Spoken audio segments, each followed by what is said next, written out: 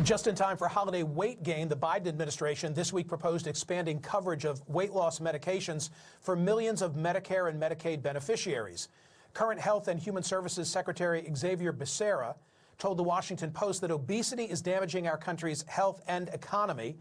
A recent study published in the Lancet Medical Journal estimated that more than 200 million people in the U.S. were medically classified as overweight or obese in 2021. A congressional report this year also predicts obesity-related healthcare costs will rise up to $9.1 trillion over the next decade. But what will the next HHS secretary have to say about this, especially if it's Robert F. Kennedy Jr.? There's a bill right now before Congress that will make it available to everybody who's overweight, which is 74% of the American population. That alone will cost $3 trillion a year. If we spent about 1/5 of that giving good food, 3 meals a day to every man, woman, and child in our country, we could solve the obesity and diabetes epidemic overnight. The United States already has one of the highest rates for obesity and people who are overweight globally. However, Dr. Mehmet Oz, Donald Trump's pick to head CMS, has voiced support for weight loss drugs. Ozempic costs about $1,000 per month if not covered by insurance. The proposed coverage would apply only to people who are obese. Those who are overweight but not obese would have to have another condition such as diabetes in order to qualify for coverage. I want to know what you think. Go to my website at Smerconish.com. This is today's poll question. Should Medicare and Medicaid cover weight loss drugs for individuals diagnosed with obesity? Joining me now is Ohio Republican Congressman Brad Wenstrup. He's a physician, Iraq War veteran, served as medical policy advisor for the Chief of the Army Reserve, and co-wrote a recent Newsweek op-ed called "Congress Must Address America's Obesity Crisis." Congressman, good to see you. Respond to the RFK Jr. complaint, which is to say this will mask the underlying or treatment of the underlying condition, which is we have unhealthy food choices and unhealthy lifestyles. Well, I think we do have unhealthy food choices and some unhealthy lifestyles, but merely putting out 3 good meals a day, I can promise you most people with obesity and those that treat diabetes and those that have diabetes know that they won't get better overnight, because this requires a team of specialists. This is multifaceted in many ways. You know, I'm one of the co-chairs of our Doctors Caucus, and we have been working towards the idea that we want America to be the healthiest nation on the planet. Make America healthy again, whatever you want to call it. But is the return on investment of what we're doing? And by that, I mean, are we making America healthier? And it's a personal thing. Every patient is different. And so not everyone who's obese necessarily needs this shot, if you will. It is one of the treatment options that we do want to have available to practitioners. And keep in mind, in our bills, we don't talk about a particular brand. We talk about FDA-approved drugs for this particular purpose that should be prescribed by a doctor. They can't just get it anywhere.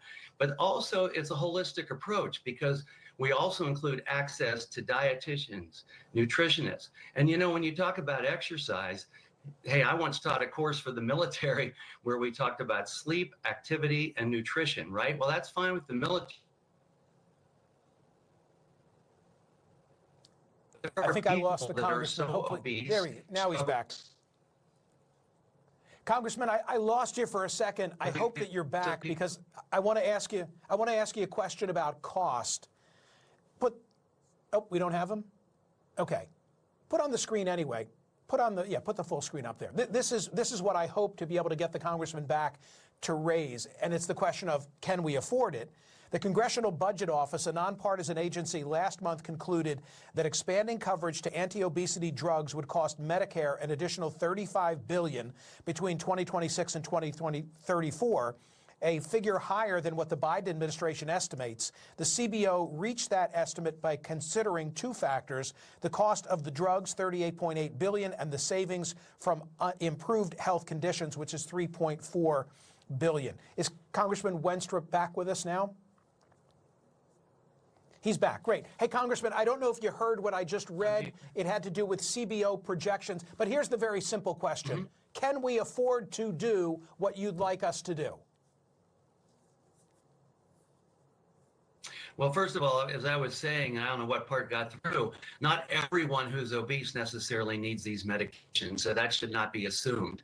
It's a holistic approach with the doctor, working with you on having coverage for nutritionists, dietitians, behavioral health.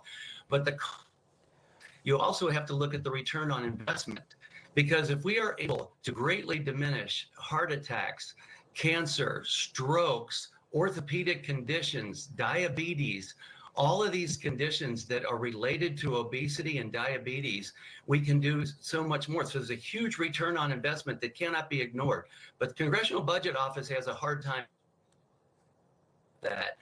We have to be able to take a look at and understand that what we're trying to achieve is the healthy human life. We often look at cost, but we don't put a value to the healthy human life, where if we can get people healthier, that they can go to work, that they can enjoy the freedom that they have in America to go on and be part of society that they may struggle with right now, there's so much more to be gained, and we can't ignore that component.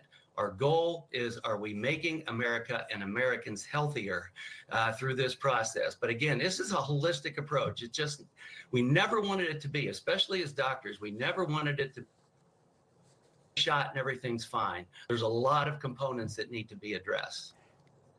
Congressman, we are hearing you. We're not seeing you. But a quick answer to a final question, if you will. Do you think we should limit this only to those who've been diagnosed with obesity, or should it be expanded to those who are overweight?